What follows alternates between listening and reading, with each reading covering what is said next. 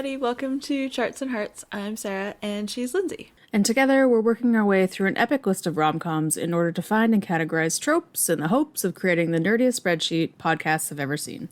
And today's episode is about Center Stage. Hooray! Because it's June, and we decided the theme for June is dance. Dance! Oh, speaking of which, this is our 1-year anniversary episode. Oh, yay. Happy anniversary, friend. Yay! Happy anniversary! It's coming out like a week after our anniversary, but still. Close enough. Yeah, and it just happens to also be about dance, which is fun, because we're going to have one of our tropes from the original, so yeah, this has been a fun adventure, and I love watching all of these random movies. I know, it's great to have, schedule of watching delightful movies. You know, like this movie and plus a bunch that we have watched and are gonna watch have been on my DVD shelf for, I don't know, decades, and I just look at them and I'm like, meh, meh. But then I put it on and I was so happy. I know, it's just delightful. Yeah, no, like this movie is just great. Like it's not good, but it's great. Oh no, it's not. It's not good, but it is the best movie. It's very enjoyable. Yeah. Yeah, I always get great delight out of watching it, but not really for the plot.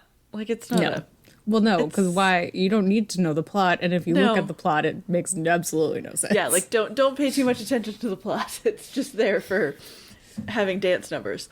Yeah. And like emotional dance numbers. Exactly. Yeah, so if you haven't seen this, go watch it. Yes. It came out in 2000, but I feel like early 2000 because it's had the most insane, like, 1999 clothing. It was a lot of, like, wedge sandals and stuff. Oh, yeah. Yeah. And man, the music is it's so good.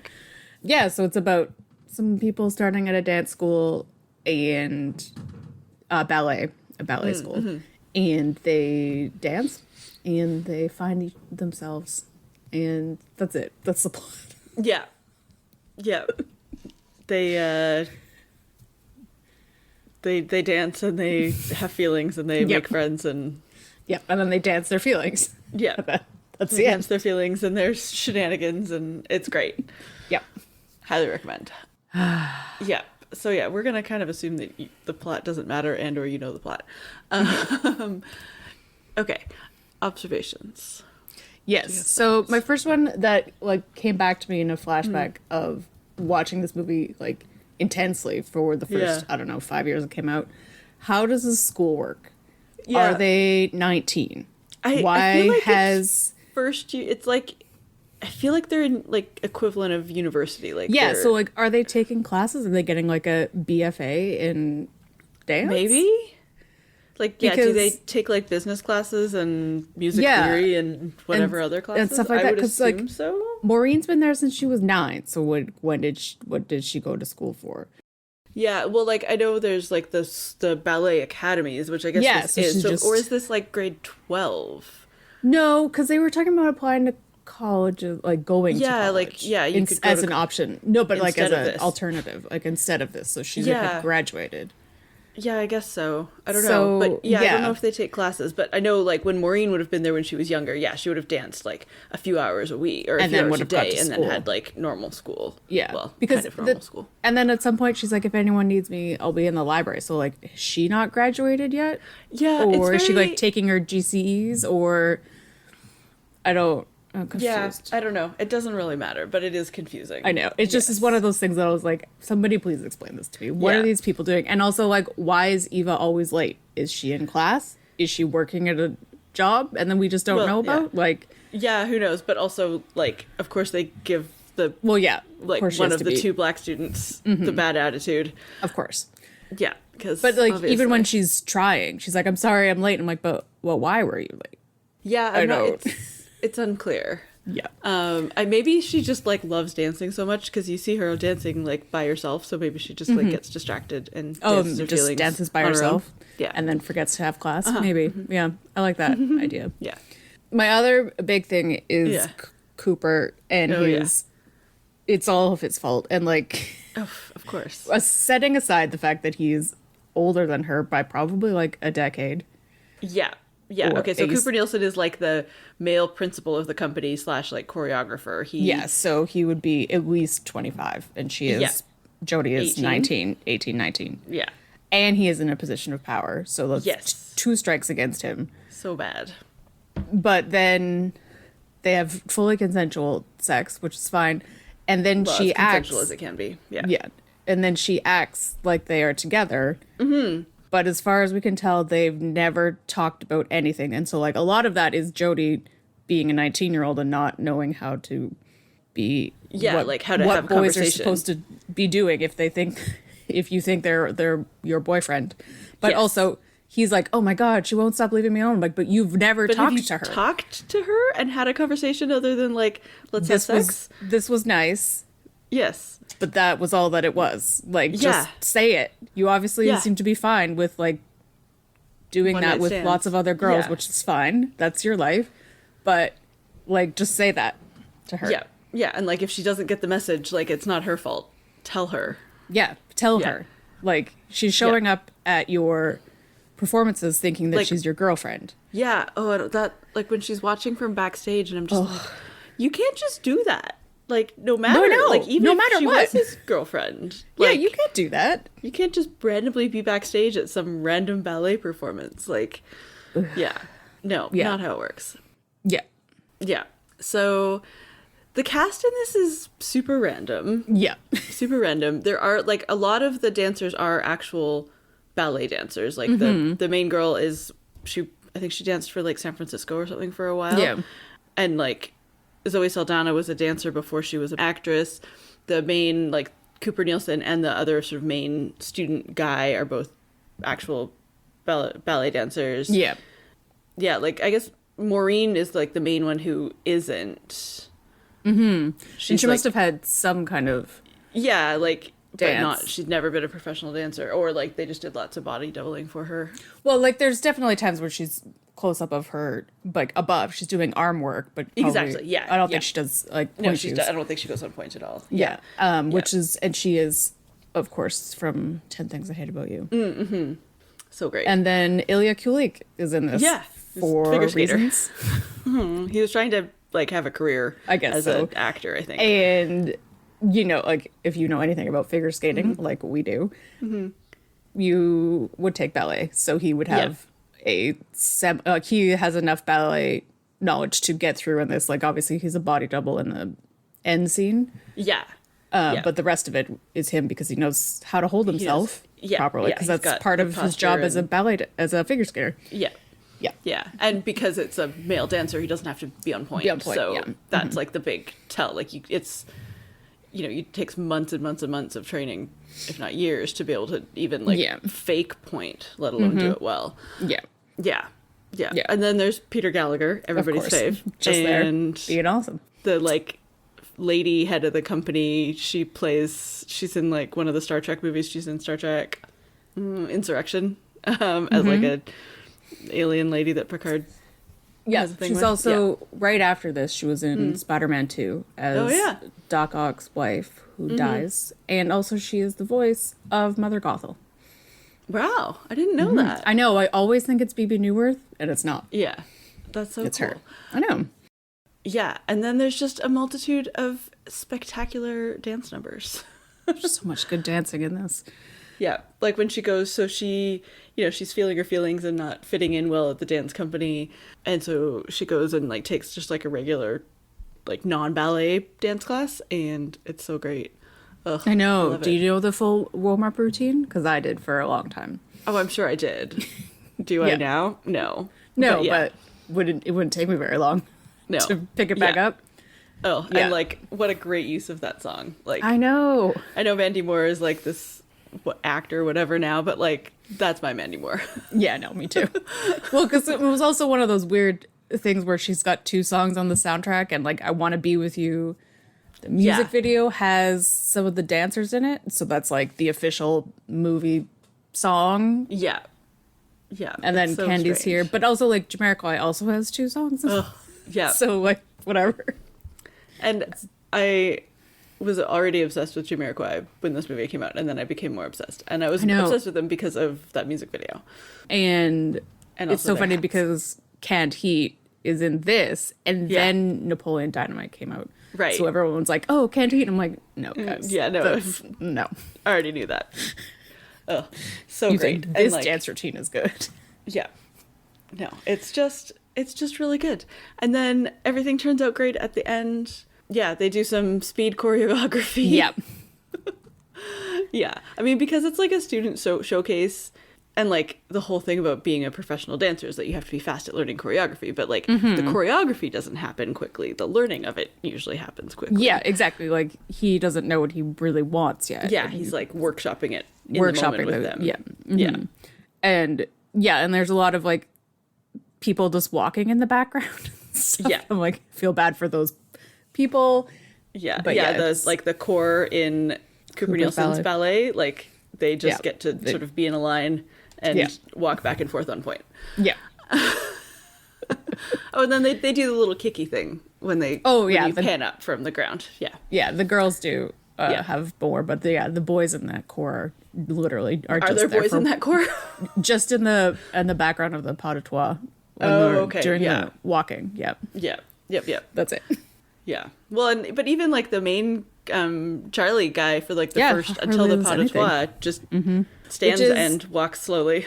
Yeah, which is another, I feel like we've done this before. Maybe it was in Burlesque, of the person being cast as the secondary role because the first one is replaced at the last minute. Kind of thing of like, probably. If you were picking Charlie and Eric to be in these roles, Charlie would obviously be the main person. Yes, but because then Eric has to get replaced by Cooper. Yeah. Yeah. Oh yeah. You think about Eric, like you never see Eric really dancing because he's not a ballet dancer in real life, but like Eric would never be able to pull that it would role. Be so weird. Yeah. The casting of Eric as either of those roles isn't great. No. Yeah. It's very strange. Not that he's not great, but yeah. And then that whole end number, and we'll talk about the costume changes because it's a whole thing. Yeah. Yep. Yeah. Oh, I just want to take a moment to shout out Center Stage 2, which was filmed at my office. Oh, yeah. Before I was there, sadly. Yeah, but obviously. It was super fun to watch it after I'd started working there, and then I got rid of the DVD because the movie was so bad, but now I'm kind of sad because I watched it like maybe like 4 or 5 months after I started working there. Oh, and I kind of want to watch it again now to see even more because I watched the trailer and I was like, oh, look at all this office stuff. And that's the one that was filmed in the like plaza in front of the art gallery, right? Yeah. Yeah. Good times. Yeah. And it's just so bad. Oh my God. Oh yeah. I watched the trailer and I was like, oh no. I don't have any recollection of it, which I think is a good thing. I will keep it that way. They were the Center Stage franchise people were like, what if we made Step Up but called it Center Stage? Yeah. Yeah. Not good. Not good. Okay. Tropes? Yeah. So there's many a tropes. lot. Oh yeah. Okay. Well, let's just start with the obvious one because I named it after this movie, the red point shoe paradox. Yes. It's basically it's like the fantasy of like fantasy montage, but it's too real. I don't know how to explain it. Lindsay will do a better job. Well, yeah, like I looked up in our spreadsheet and it was Burlesque, the new program, full new program being done in a day with like costumes and dancing and all that stuff. And it's the same kind of thing of like, this is like it's a movie and it's not a montage, but it's kind of a montage of a performance. So it doesn't matter that they can completely change their entire outfit and hair and makeup and point shoes instantly. And like in the trivia, they're like, this was incorrectly regarded as a goof because they obviously would have had an intermission. I'm like, you don't have intermissions in the middle of a number. In the middle of a number like that. You don't stop in the middle of a pose and then go back into that same pose. No, and also you don't have intermissions in the middle of one performance when there are at least three performances that night. You would have had intermissions in between their performances. Yeah. They wouldn't have been that long. So yeah. So the whole thing though is like, yes, it's not filmed and portrayed as a montage, but it is like that montage-ish fantasy sequence of like we wanted to do it this way because it's cool, and we don't really care about reality. Exactly. Yeah. It's not a goof. It's not a just goof. Cool. It's just us making movie magic. Yeah. Yes. Yeah. Movie magic. There we go. Yeah. And her shoes are amazing. They are amazing, and her hairdo is awful. Yeah. Yeah, It's with the braids weird. and the rags in her hair. Mm-hmm. Yeah. Mm-hmm. Like, I know they wanted to do a thing of, like, she doesn't have ballet hair. Yeah. But, like, they did that already because her bun magically falls out when she gets on the motorcycle. Exactly. Because, P.S., there's a motorcycle on stage. Obviously, this is not a real world trying to be a realistic dance number. No. You know what would happen with the tech directors, now that I know this kind of thing, of what the tech directors would do to you if you put a motorcycle on their floor? Oh, especially, like... Because dancers have to dance on that floor, and exactly, if it gets messed up, yeah, like dancers have to dance on that floor at the while the motorcycle has been running around on it. It's not like there's a scene change, like again with like a floor cleaning, like yeah, so dangerous. In point shoes, also. Like, Jesus, crazy. Okay, anyways, red shoe paradox / like montage that's not a montage. Yeah, although there also are montages. Oh my goodness, yes. Yeah, so there's like she has like this girl power and like feminist power, but in the dance routine at least, it's like her only choice is just to pick one of the guys, and like she picks the good guy, not the bad guy. No, she picks the bad guy, right? In the dance routine? Well, in the dance routine, she doesn't pick anybody. She picks herself. Oh, she picks herself. At the end with her red point shoes. Yes. Yeah.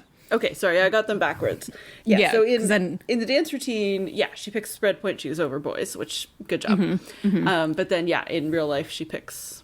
Charlie over Cooper, which, also good choice, but, like, dubious. Yeah, it was also, like, he's just, like, a weird puppy dog. He's there. Yeah. He exists, and he was supportive of her. Yeah. Yeah, and then we have Cooper as the bad boy, but he's not actually... he's a poser bad boy. Yeah, like he's not good. He doesn't treat women nicely. He doesn't treat dancers nicely. And he has an attitude, but he's not like a traditional tropey bad boy. He's not Johnny Castle. Like he's just a guy who's he's just mad. He's a ballet dancer who got betrayed by a woman that he was probably cheating on. Yes, exactly. Yeah. Like, if we know him, unless he had a complete personality change after she left him. He's not that much of a bad boy, but he is, like, the bad boy in this. Yeah. Yep. One that's not on here, but is a trope, is ballet dancer has an eating disorder. Oh, yeah. Yeah. But I think they handled it relatively well. Yeah, it's one of those of like, of course she does because she has so much stress and pressure, and her mom is the worst. Yeah, and she doesn't want to be a dancer, and she's doing it for her mom, and she has no control over her life. All those like stereotypes of eating disorders. Yeah, she does. They handled it well for 2000 for sure. For sure. Yeah, and like her mom doesn't get over it, but she gets over it, and she's not okay. Like she says that, like exactly. I'm not okay, but I will be. Yeah. Which, that's the point. Yeah. Big epic dance at the end. Oh, such an epic dance at the end. Oh my gosh, it's so good. It's like it's so bad, but it's so good. But the dancing is so good. Like, the dancing is really good. Yeah, some of the dancing earlier is not good, but they were like trying to make like Jodie, for example, not look, not be good enough. Like that was the whole plot point. That was the whole point. Yeah. Oh yeah, we have the like slightly fat ballet dancer who just always eats. Also, ballet dancers should always eat. Do you know how much work they are doing? Yep. Oh my god. Yep. And like at one Fuel point, your body. Someone was like, "You should visit the nutritionist." Yeah. And I'm like, that is it's a kind thing to say to somebody. Yeah. In this situation of like, yes, you have to have a certain type of body to be a ballet dancer. That's the way that life works. But also, like, if you are in this ballet school and you have been for more than a year because she's the returning person, and you are gaining weight, then there is something that's happening, like health-wise. So that's so you probably should visit the nutritionist because something's going on. Well, yes, exactly. If a nutritionist exists, they should all be going to it. Yeah. So like everybody is handling it wrong. Yeah. As to what is happening to her. Yeah. And it's just the movie is also like, look how overweight she is. So she's just always eating. Yeah. Yeah. Anyways, shocking. There's a gay ballet dancer, and he's everybody's BFF. Yeah, and he doesn't have any character arc, nothing something that happens to him, but he still gets in. Yeah, he breaks his leg, but he still gets in. Like, it has no consequences other than they needed to break his leg so that Cooper Nielsen could be in the dance number, obviously. Mm-hmm. And that ties nicely into our nice one of people of color are the side characters and they are sassy. Yeah. I mean, it is awesome that Zoe Saldana gets the big number at the end, but the reason she gets the big number is not because she was cast in the big number, but because Maureen pulled out of the number. So she's still a side character even though she gets to be the star in the dance number. Yeah, and then she also gets in. Like, that's the only way, like, breaking the rules in her way was the only way for anyone to notice her.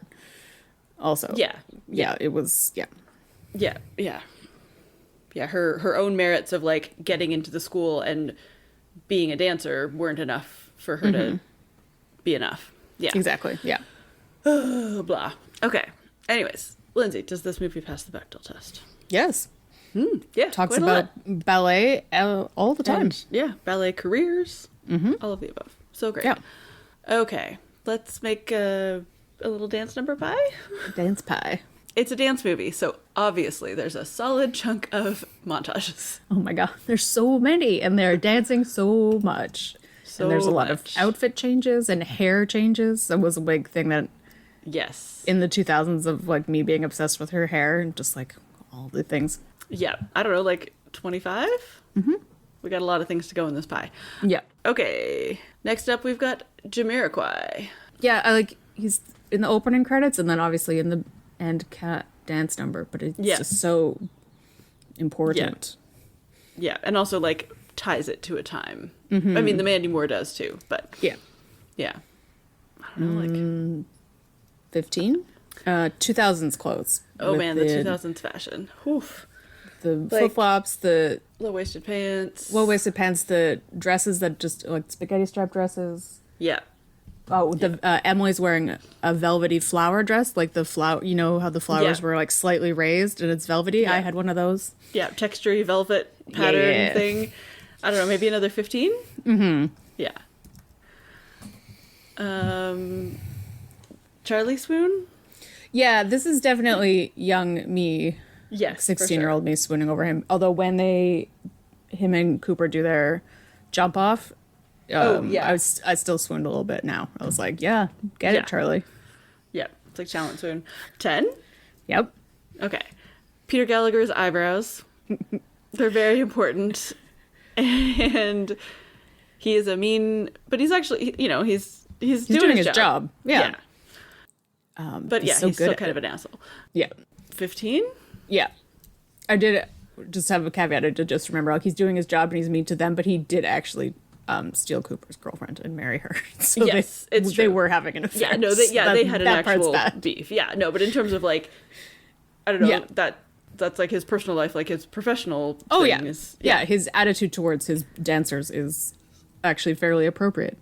For the most part. He's a little mean, but, Mm-hmm. Yeah. I'm not surprised. Okay. Like What's-Her-Face says, you'll be hard-pressed to find a director who's not. Yeah, exactly. Yeah. Which doesn't make it okay, but... No, it's not. That's just how ballet is. And all dance. Okay, what does that put us at? Leaves us 80? with 20%. Yeah.